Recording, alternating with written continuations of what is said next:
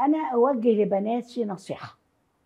اه بالنسبة لمرحلة الخطبة ايوه قبل العقد لا يكون هناك خلوة إلا في حدود الأسرة وفي حدود المحرم، والمحرم ليس الأم وليست الأخت اه ولكن الأب أو الأخ. الرجل كلمة محرم هو الذي لا يحل للمرأة أن تتزوج منه. ده في مرحلة الخطوبة.